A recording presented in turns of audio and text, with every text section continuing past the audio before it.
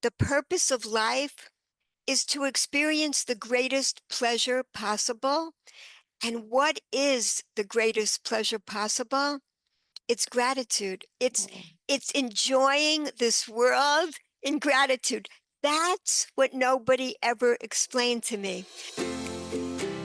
Welcome to the Inspired Living with Autoimmunity podcast, the podcast for high achievers who want to stay sharp, focused, and full of energy despite their diagnosis. With your host, National Board Certified Functional Medicine Health Coach, Julie Michelson, where Julie helps you take your power back from autoimmunity. And now here's your host, Julie Michelson.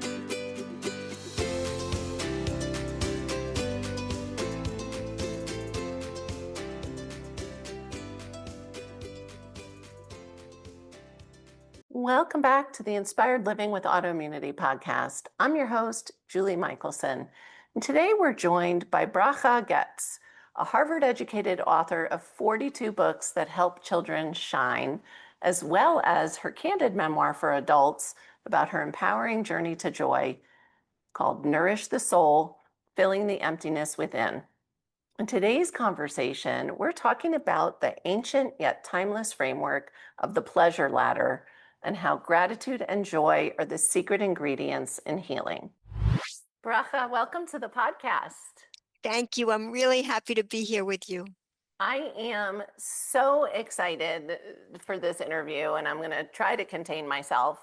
I would love for you to share a little bit about your journey. I just find your story really inspirational and fascinating. And like I mentioned before we hit record, people were like, she's this prolific children's author. Why do you want to, why is she on the Inspired Living with Autoimmunity podcast? So tell us about your travels as far as, especially, I'm thinking mostly like college, what the things that you went through that helped you realize that people really need help with joy and purpose. Exactly. It began around age 12. I started being kind of obsessed with what is the purpose of life. I think as my body changed, I became an adolescent. Suddenly I got this consciousness about what are we here for? What do we do? I had just finished reading the Diary of Anne Frank. Mm-hmm. I started my own diary, and actually that became my memoir. And Yes. so all these diary entries, it's in my memoir, Nourish the Soul. You could see I'm searching and searching, beginning of at that age, and I searched so many different places, like different religions, environmentalism, social action, experimenting with all kinds of things. I also, at a certain point, started studying like everything. I wanted to learn about wisdom, like the best wisdom. So I started doing well in school at a certain point in high school because, again, I just wanted to know what life was all about.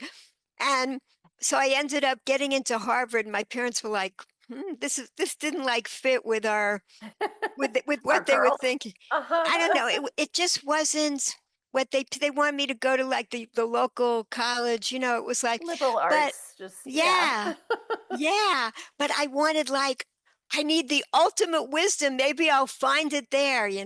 So I did enjoy myself going there. I went to Harvard. After Harvard, I went to medical school. Um, again, I was searching for this mind-body connection and understanding of what makes life worthwhile. What's our purpose here? Um, and the interesting thing is that even though I looked successful on the outside, this yearning was very deep inside of me, and I was actually getting sicker and sicker as the years went by. In this desperate search, I I developed eating disordered behavior. I call them food addictions. Mhm. Um, and it developed a lot at Harvard, where of course, I became the expert on eating disordered behavior, and I'm writing papers on this, Uh-huh. And giving talks. secretly living it. Exactly. Yeah. By the time I got to medical school, my behaviors were so bizarre, and I kept it all hidden. Mhm. Like when people have addictions, they put a ton of effort into covering it up and hiding Sure. what they're doing. Yeah. Yeah. Yeah. So nobody knew how I was suffering. Again, I looked successful, but inside I wasn't. And the emptiness was getting bigger and bigger. So no binge could Yeah. ever fill that emptiness. Sure. And then afterwards I would do very restrictive eating to make up for the Binging. uncontrollable binges, right? Yeah. Yeah. So it was fluctuating between these two. It was a horrible life. I felt like I was in a prison. The prison, the prison got narrower and narrower as the addiction took over my life, my energy, my brain, my emotions. It just took over. So life became really unbearable. And that's hard to believe. Here I was, this Harvard graduate in medical school. Everything looks great, but it On wasn't. paper. Yeah. Exactly. Exactly. I heard you once share a story about a garden party you attended, right? Because I do think, and it's either human nature or society, we make up this idea of what we think, oh, happiness, it must be, financial success or academic success or, fill in the blanks. Like we always have this tendency to look at something and put it on a pedestal and be like, oh, they've got it. They've got the secret. Not so. Exactly, exactly. I felt, oh, if I run away from my background, like I could be like all these famous people here that I met at Harvard, Yeah. so like the story of the garden party is that I was invited to this exclusive party, but mainly because of my boyfriend. And it was like the children of the Kennedys, Moynihans, Rockefellers, all these, Yeah. and I call it old money because I grew up yeah, in that area. yes, yes. Yeah. And I was like, this is it. I've made it to the top, at this party here. One of the funny things that happened, I'm looking at everybody. They look just like you or me. They People. look like exactly same, and they're drinking and looking beyond who they're talking to for something more, just like us. Like they Yeah. all want more. This is not making it. But the crazy thing that happened at that party is that it was this beautiful day in May, and all of a sudden the storm clouds filled up the sky, and down came a huge thunderstorm. Yep. The whole party was ruined, and I'm thinking, there's something bigger than this. This is not it. Right. I feel like I reached the top of the mountain and there's nothing much up here, nothing different now that I can see up here. And they couldn't even stop the rain from coming down on this garden party. These powerful people can't control the rain. There's something greater, there's something more, but I still don't know what it is. I've reached what I thought was like an illusion, a mirage of Yeah. success, Hmm. fame, fortune, power.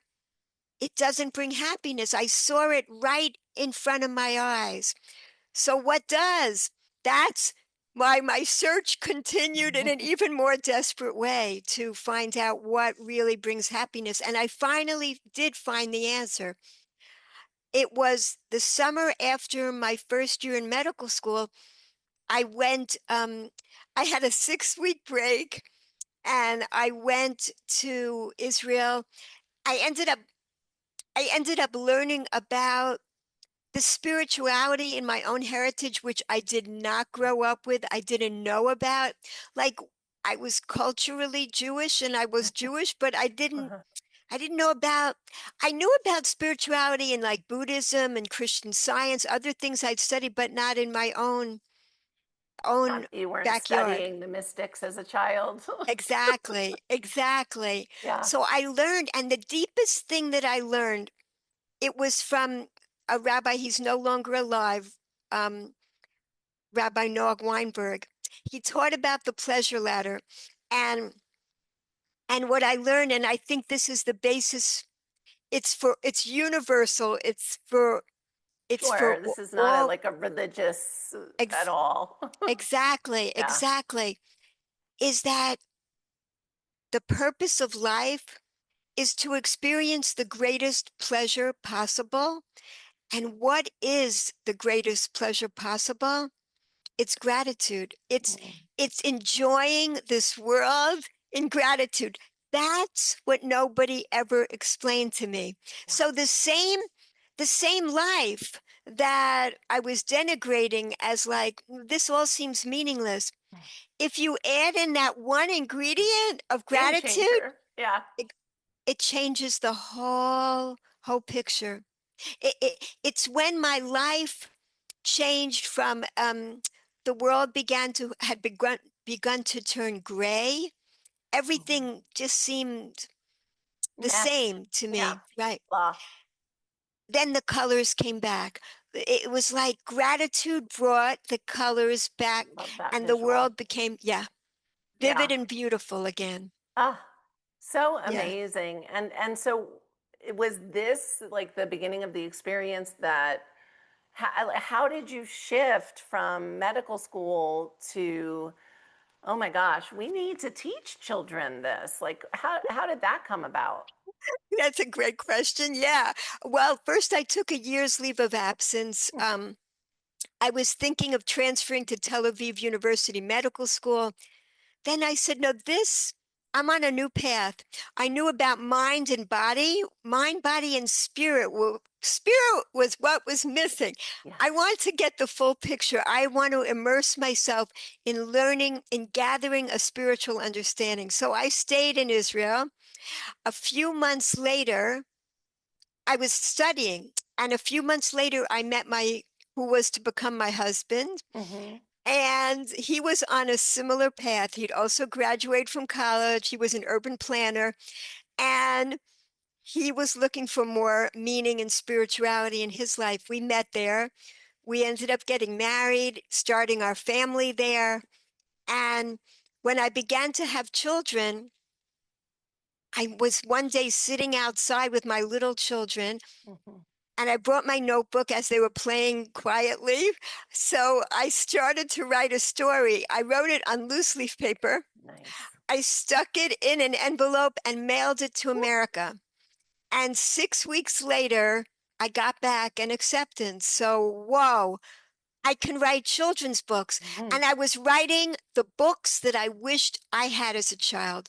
I began to write the books that I could explain to really young children how to live a life of gratitude in so many different ways. So that's what I'm teaching. So children can have happipiness skills as early in life as possible. Yes. And they don't have to play catch up. But it's okay to play catch up too, Sure. because we have neuroplasticity. We can change our brains. We can rewire our brains at any point in life to become more grateful people. So well said. And I was thinking of one of the intake forms we use at the clinic, and even just in functional medicine in general, spirituality is part of wellness. Yeah, And it may mean something different to somebody else. Again, it's not about, what religion or what it right. does, but when there's that void of, that's, it's one of the wellness pillars, and you can't make up for it by eating the right things or, um, Exactly. yeah. And an addiction is when we try desperately to fill that hole Yeah. with externalities, no Hmm. matter which addiction it Any is. pick one. Yeah. Exactly. And the hole gets deeper and deeper. We finish the whole bag of potato chips. We clear out the whole container of ice cream, Hmm. and we feel emptier than the container, Sure. emptier than we were before. Yeah. Ah. So I want to talk about the pleasure ladder. It just, you're reminding me of like my first like ventures into reading some of the work of the mystics, and I love the idea of a ladder, but share with us the pleasure ladder, and kind of just, the rungs and the elevation, and that connection with gratitude. Thank you so much. Thank you for resonating so deeply. I love it. I people this is like a basic chart of the pleasure ladder, but people can download it with the information from my website if they want. It's meant to be free, but somebody hacked into the site and is constantly downloading it. So now we had to charge $1 to stop all that from happening. I Gotcha. don't know. So so anyway, but this is it. The 5 levels of the pleasure ladder, they correspond to our 5 fingers. It's right here in our hands. Mm, We have the power at any moment to bring gratitude and joy into our lives. That's just amazing. So these 5 levels, they correspond to the 5 levels of the human soul. And the lowest level of the human soul is the part that's attached to our body. mhm, This level of the soul, it gets energized by all the natural sensual pleasures in this world. yes. So it's healthy food, it's being in nature, it's exercising, doing exercise we love, dance, yoga, gardening, swimming, whatever we love to do, music. All of these things were designed to bring us pleasure. Mm, When we experience them with gratitude, they fill us up. That's the missing piece. yes. If we just eat the stuff and we're not experiencing that gratitude, we don't get that full satisfaction and joy. That's the gratitude is what changes it. I love to give the example of an orange. This is my it's just so awesome because an orange, like the fruit is green when before it's ready for us. It's camouflaged by the leaves. It's being protected until it's ready. Once it's ready for us, it becomes this beautiful, the most vivid color, and it's calling to us. We're ready. That's how it calls to us with the color. So it's a joy to look at, and it smells beautiful. It's Mhm. a joy to smell. And then when we see they're individually packaged, the fruit, yeah, Yeah. and they even have oranges are special because they have this seal on them that you take off the peel, and it keeps the sweet juiciness in for months. It's amazing. So after you experience it, you're left with the seeds. The Mm, seeds are like seeds of infinity. They if they go into the ground where they're meant to grow, they become more trees, mm, more orange trees, more oranges, infinite amounts from one little orange. So we can see this is just one tiny gift in our yep. world, one Yeah. tiny natural gift. And we have such an abundance of gifts. And why do we overeat or engage in other addictions? Because we feel a scarcity of pleasure in our lives. So why not just keep stuffing your face? Because then every moment you'll be experiencing pleasure. But here's the Till you thing. stop. Exactly, exactly. So this is what changes it, the gratitude. When you have appreciation for the gifts, when you start to open your eyes and see Yeah. the abundance, then there's no longer a need for the addiction. That's what happened to me. It just gradually went Yeah. away as I saw, or even if I get the urge to overeat, it'll come to my mind, is it your body that's hungry or your soul? Yeah. And I'll think of all the many other ways that this chart will remind me that I could bring pleasure into my life. So the second level up is love. And that's funny because, like I said, this is totally empowering. How could love be empowering? Because it's dependent on someone else. So, Kind of. yeah, that's it. You're right. The ancient mystical definition of love is what you appreciate about another. It's when you focus on the virtues of another. So we can bring that kind of love into our lives at any moment, focusing on what you appreciate about another being. It could be a pet, Sure. a person, like even in prison, a person could focus on like what a grandmother did for them years ago, Sure. and they're filled with this warm emotional feeling, and they're inspired like Yeah. right at that moment. So this is really important when a person is feeling lonely, Hmm. to realize um, that we can always bring love into our lives. Because just 1 minute, Uh-huh. we we when we are in addiction or feeling anxious or depressed, it's because we feel disconnected, we Yeah. feel cut off. Hmm. We're in a self-centered kind of place. How do we get out of that? By bringing in connection, Yeah. and gratitude is what brings connection. Then when we experience gratitude, we realize that we are being cared for. Mm. We actually begin to savor that compassion, the loving compassion that we may not have realized we are receiving. It opens us to recognize that. So going up the ladder, the middle level is meaning. Hmm. It's whenever we do something good and meaningful. And I was on another show. When I got to this level, the host said that he was feeling miserable the day before, and he brought a whole pizza pie, and he finished 2 slices, and he's about to plow through the whole box by himself.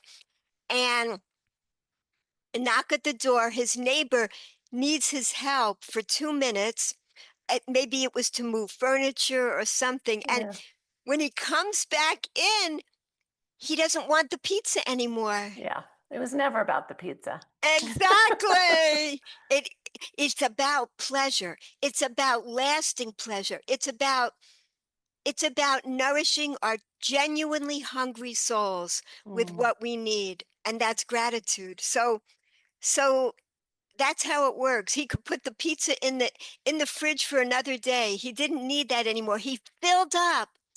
He was able to give to another, and that fills Yeah. you up with gratitude. Hmm. So, like we hear, how can I get over like when I'm feeling depressed or whatever? We hear do exercise, eat healthy, listen to music, volunteer. But now you understand why these things work, Right. because it's a spiritual hole. It's not a physical hole. So that's the only thing that fills it up. So the two highest levels, the next to the highest is creativity. That's a surprising one too. It's it's when we put a unique part of ourselves into the world. Every person is here because they're needed in this world, or they wouldn't be here right now. Right. We each have a purpose for being here, and it's when we put our unique hue, our unique color, our unique light into the world. When we're doing that, we don't feel like eating or sleeping when we're involved in a creative activity, and we're beyond time. It like we're not aware of time passing when we're in that zone Yeah. Flow. of flow. Yeah. Exactly. It's that high. And the highest state is called transcendence. We transcend all the limitations, like we transcend the separations. We recognize we are all connected. We are all connected to the same source energy, and we're all connected to each other. The trees are giving us, we're giving to the tree. It's like we're all in really a symbiotic relationship.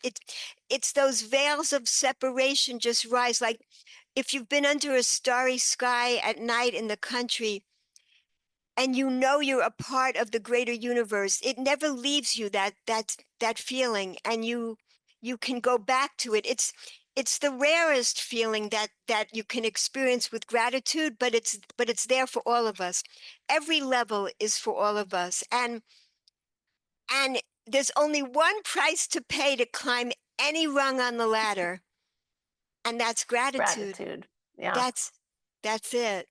It's so amazing. And one of the things I tend to pretty early on, like immediately in coaching a new client, is working on gratitude. And it is so interesting. People get so defensive.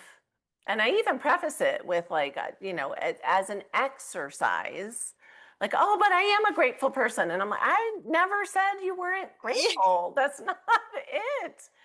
But we can exercise that muscle, and it brings more and more.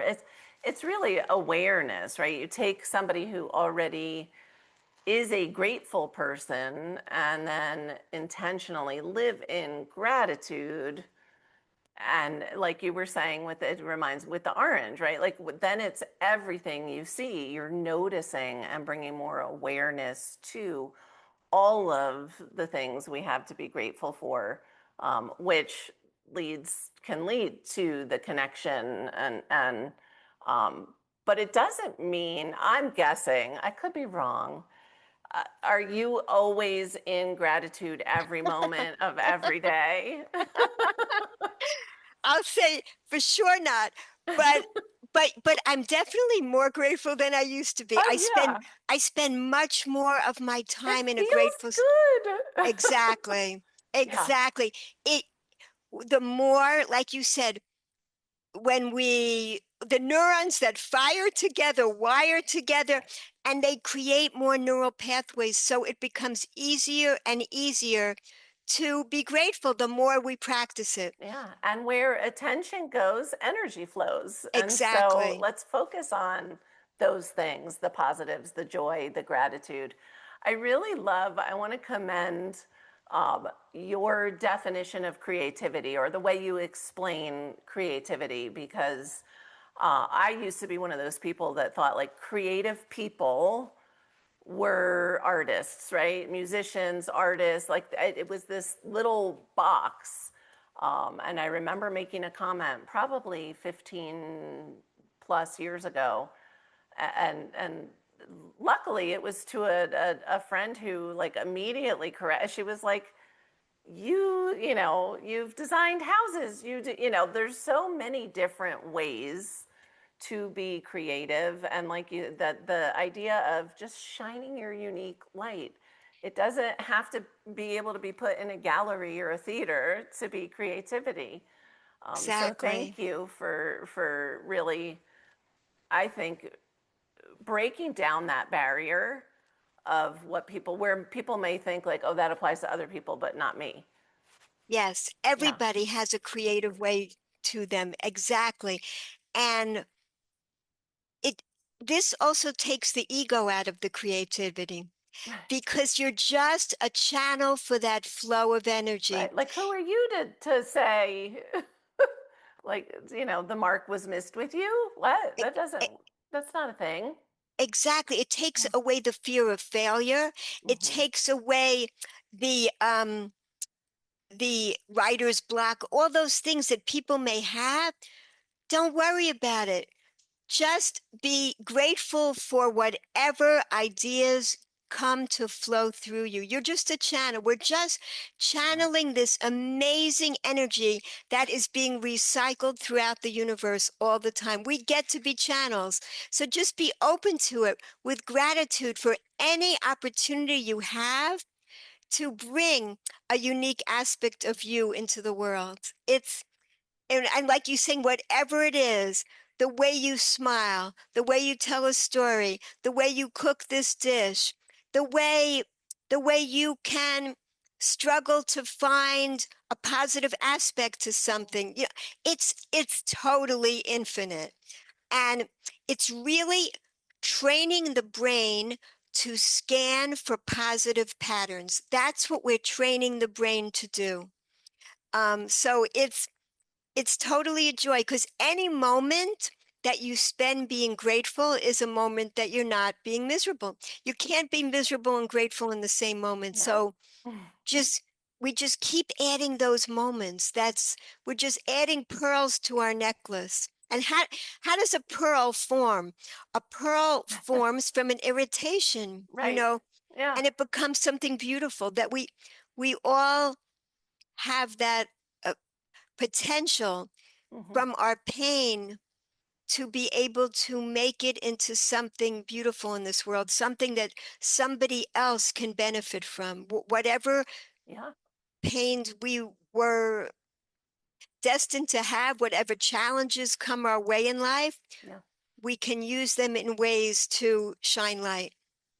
So beautifully put. I was literally, when you were talking about the pearl, thinking, I mean, this is our audience, right? These are people with Yep. physical and health challenges. Yes. And if somebody had said to me 20 years ago, oh, this will be your gift, I might Yes. not have been able to see it in the moment. Yes. But Yes. and the gratitude is, I say that to clients all the time. If it's a really bad day, and you can pick up the pen to write a gratitude. Start Yes. there. What Yeah. is working? What is the positive thing? And Yes. then you become, the annoying people who see the light and the bright everywhere.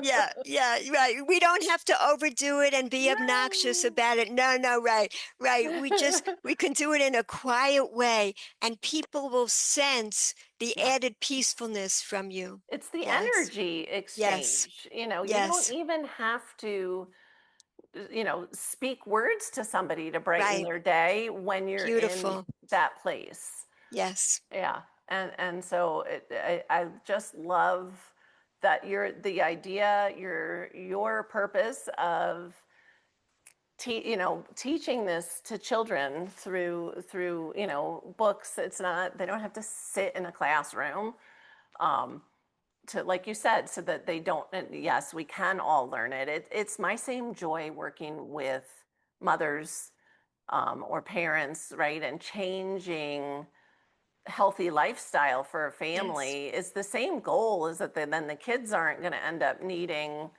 an autoimmune coach when they're in their 30s, 40s, 50s, right? Because they're, so that's, to me, the ripple effect, and you're going just kind of straight to the source, which exactly. is such a beautiful gift. I wish I had your books when I was raising my children, but my Oh, grandchildren will have them one day when I oh, have them.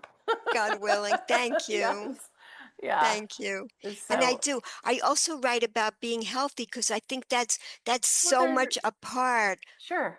of we we can shine our souls more fully when we feel healthier. Yeah, Yeah. absolutely. That's That when our mission statement at the clinic is, and that's yes, the whole point, is we can show up better yes, when we're well yes, and make the world a better place that way. And yes, so, but you can't eat your way out of the void.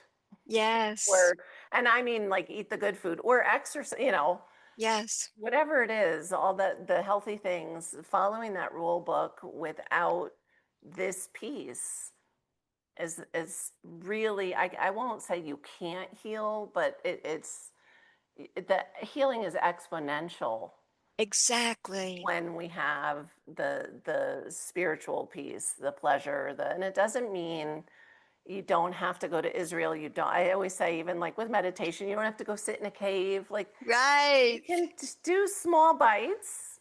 Right. Yeah. Exactly.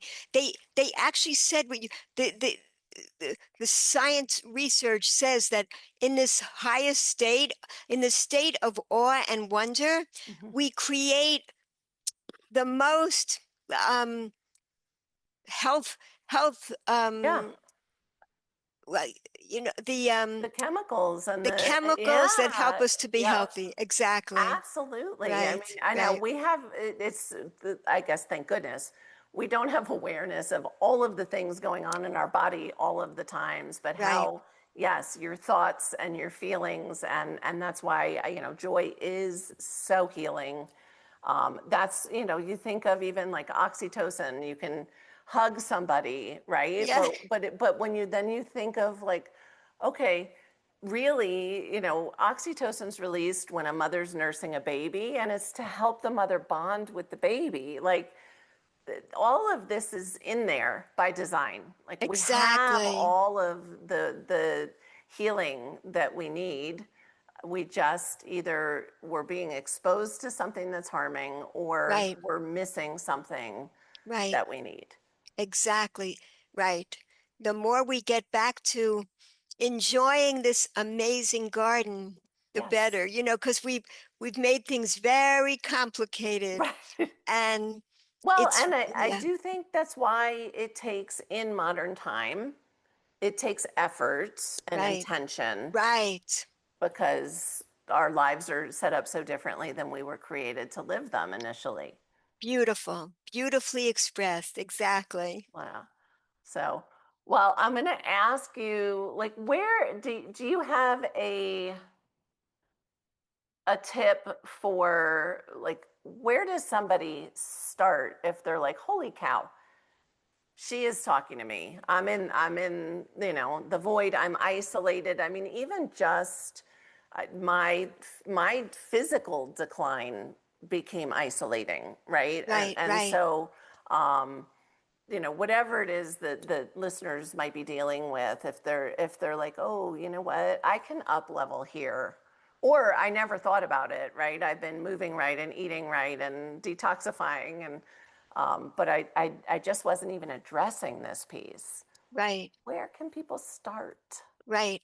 When you get started, when you make an attempt to be more grateful for things than you were before, it feels like you're on this gravelly road. It feels weird and awkward.